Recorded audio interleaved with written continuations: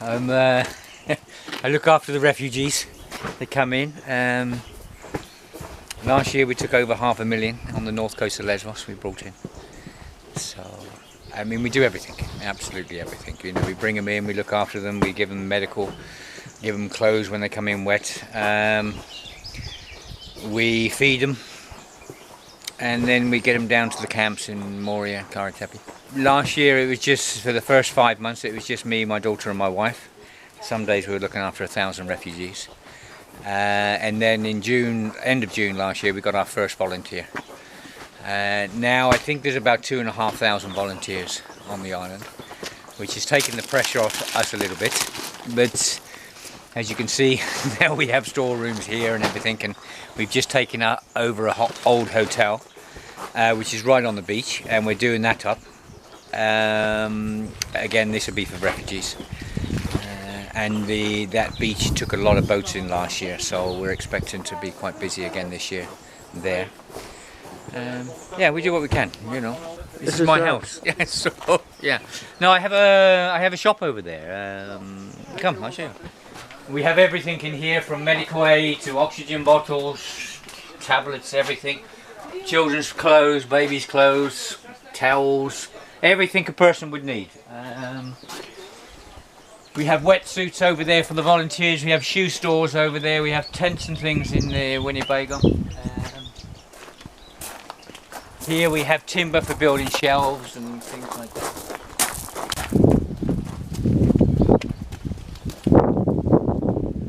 So over here, this is the volunteers' tea room. The volunteers that are running up and down the track all day long and all night long. We run 24 hours a day here. Everything's lit up overnight.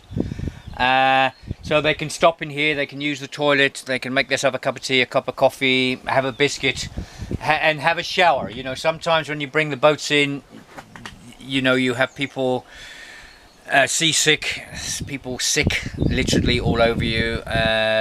Sometimes you get pee on you and things like that. So we have a shower here, and the volunteers can come in, they can use the shower and get clean. This is open all the time as well. This is what I did do, but I still am doing. This is what I'm doing today. I'm doing some carvings today, but I do everything. I do all the paintings, make all the carving wood, everything in here I make myself. So there's a small room here with the paintings and stuff here. But all this is my work.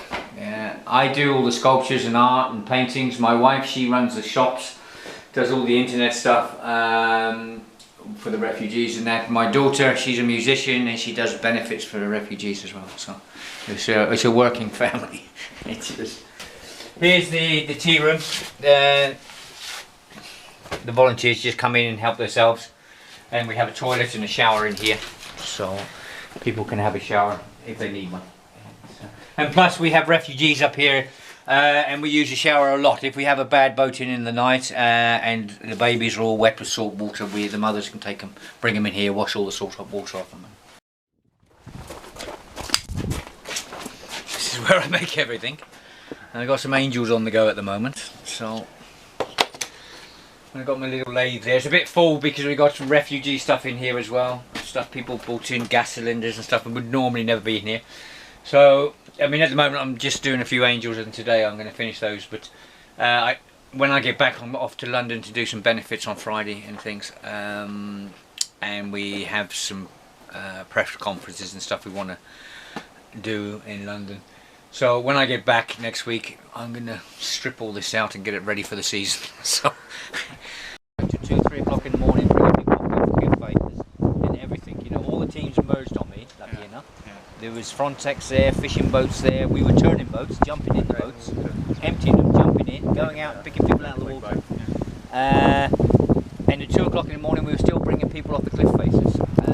And I came back, I got a few hours sleep, got up in the morning, and they said we never lost one person. We got everyone. So, that's great. There was 2,500 people. I just done 17 boats in the morning, 5 in the afternoon, and when I finished the last of the 5th boat, I had 250 people on the beach, on my own, down by the bamboos, and I looked up and there's 42 boats coming at me. No, 2,500 people, and it was crazy, and 11 of those boats sunk. But everyone else see it up and down the track, and they all homed in on me. So, and the fishermen went out saving people. Frontex was there, Coast Guard was there. Everyone was out saving people. We were turning boats, jumping in boats, going out rescuing people. We had 500 people in the water, from 1 kilometre, 2 kilometres out. It must have been October, November. It was that period. It's just one day went into the next, and we call it Groundhog. September, October, November, Groundhog Days. Because every day was the same. It was just, the alarm clock would go start off as soon, just before dawn. You get up, you get dressed, clean your teeth, and go out. Yeah. And doing maybe 3 hours, 4 hours sleep if you're lucky.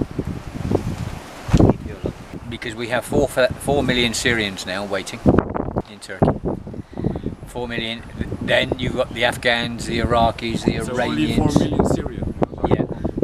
And they don't want to be living in tents over there, believe me. They want to move on, they want to get their family sorted, they want to, start their life again and everything. Two reasons at the moment. The first one is the smugglers are on holiday, believe it or not. Really? Yeah, they're having time off themselves.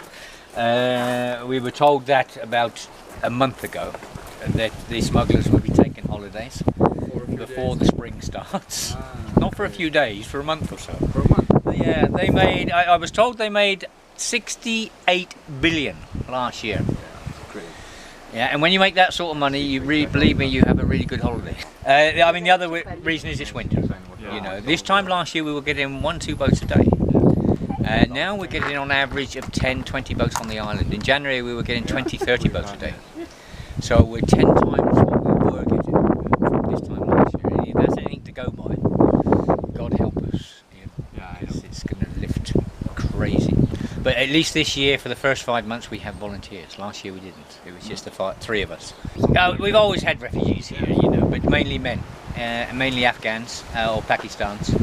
And they used to come 10 in a boat, and they would row, small boats, kiddies paddling boats, and they row. And they tape everything up black in the night. They never come in the day. And we'd meet them out there, and I'd chat to a lot of them, used to talk to them and stuff. Some of them wouldn't make it. I mean, a friend of mine, Mohammed, he works in Pipka now. He actually registered 13 years ago in Greece, and he got his permit for Greece now. He brought his wife across on the 28th of June last year, after 12 years of not seeing her. And they're both living down in Mytilene now. And when he came across, the day he came across at Mytilene. Yeah. And there was 10 of them in the boat rowing, and they started at 1 o'clock in the morning. At 7 o'clock they'd only got 2/3 of the way. Wow. And they were so knackered they couldn't lift the oars anymore. So the Coast Guard picked him up. Sounds really crazy. Yeah. But those days are crazy. I mean, even this year, one morning last year, it must have been October time, September time. A helicopter was over here just before dawn, right above my house, low. I came out and it was Frontex, and this guy was a really nice guy. He used to wave to us every morning up the mountain, and he was here. And then he didn't wave to me, but he was looking like this. And I thought something's going on down there, so I jumped in the car, ran down, and there was 6 guys about 50 metres off the rocks, out, paddling this little tiny boat. Yeah. Anyway, so the helicopter was sat over them, and I went out. And as soon as I was out there, he moved off, and I brought them in. And they, the mixers they use for candy floss, the triangle mixers they use in the fairgrounds to make the candy floss. Yeah. They had a mixer on this little boat with a 12-volt battery. Yeah. And I said, what the? And they said it got them over halfway, and then they had to start to row. I mean, that was a bit of. Yeah, God. Yeah, fair play to them. I mean, 6 of them, if they were coming on one of the smugglers' boats, it would have cost them maybe 8,000–9,000 euros. This little boat, a mixer. Yeah. Since January, we've lost nearly 500. 500 too many. Yes. Yeah. Last year, 4,000. Yeah. If a plane crashed out here in this bay, it'd be world news. Yeah. 300 people dead. If 2 plane crashes, one the next week crashed out here, fuck, it'd be all over the world. You'd have all the cameramen here, all the news teams here. You have 2 planes crashing. Yeah. What if 3 crashed, 4 crashed, 5 crashed, 6 crashed, 14 crashed? That's how many people we lost out here last year. 14 plane loads of people we lost out here last year, and the world doesn't do anything. Yeah, I mean this year we've it's only February and we've almost lost 2 plane loads already. Yeah. Incredible. Yeah. Absolutely incredible. But I was up here when I watched the boat go down. I was up here, and I didn't actually watch it go down. Jenny rang me, Eric, get up here quick, and I got up there and I said, what's the matter? She said, there was a boat there. I said, where? There, about 3 kilometres out. So I got the binoculars and I could see the life jackets coming down the bay here. People. That's also short movies. Yeah. And then I went down the harbour later on. I was down there about 7 o'clock, 6:30, 7 o'clock, when they put a call out for all medics to get down there. And I was stripping one guy off at one stage. He lost his wife and 2 children. They died. He knew they died down there. And I'm stripping him off. And as I'm stripping him off, there's 4 groups of paramedics around me, doctors, pumping babies all under the age of 18 months. And out the 4 lots of babies, 1 cheer went up, the other 3 died. And then I was told the next morning the other one died on the way down to hospital. But that was a fucking crazy night. Yeah. God. I tried to lift one man off the Egyptian fishing boat, and because of all the old boats that are in the harbour, I've got them lifted now. They're all up the tip. I got all those boats up the tip where the life jackets are. Mm-hmm. I lifted all those. I paid for it to get them out of the harbour, because that night we couldn't get boats in because all those old boats are stuck in the harbour. But so we had boat after boat like this coming in with people on and bodies on, and we were having to put them from one boat to the other boat to the other boat, then up onto the and the big fishing boat come in with one guy, and it's the biggest man I've ever seen in my life. It took me and This one. that way. I saw that guy. You see, Crazy. huge. It took me and 11 Egyptian fishermen to lift this guy. 12 of us to lift him. people. We had to crisscross UNHCR blankets. We crisscrossed about 10 blankets, and we all got bits of a blanket and tried to lift this guy. And we had to take him from one boat to the other boat. And when we actually got him on the shore, on the harbour, one of the fishermen said, Eric, we should have left this bastard in the water.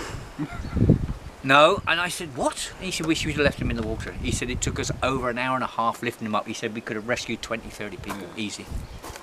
Yeah, we should have just left him. And I can see the common sense there. Oh God, you know, all the children we lost that day and everything. This one guy, they spent so much time trying to get him in. Yeah. Because he was huge. I'd never seen a guy that big in all my life. Me too. But when the roof collapsed on top of all the women and children, the boat went down so quick, didn't have a hope in hell.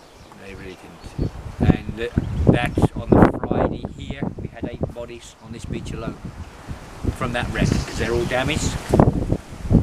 On the Friday as well in Petra, we had 28 bodies washed up. None of them were damaged, all with life jackets on, which wasn't from that incident. And that incident was hushed up. Well, it wasn't hushed up. Everyone said it was from this boat. I said, they can't be. Our prevailing tides will go out through the channel. Petra's around the corner. Yeah. They won't go out that way and go back in on themselves. So that incident was completely different. And all 28 bodies washed up within another boat went down out there, which, you know, because of the 28, that one sort of got missed. We're never short of volunteers, believe me. I have volunteers now in Lebanon. Yeah, I have volunteers in Kos, Chios, Turkey. But you know, when we get busy, a lot of these volunteers will come back, definitely. Yeah. So, but there's so many more people want to come. Yeah. You know, we'll never be short of volunteers. The more volunteers we got, the better. You know, even last year you were here in October. I mean, how many times were you on a boat on your own?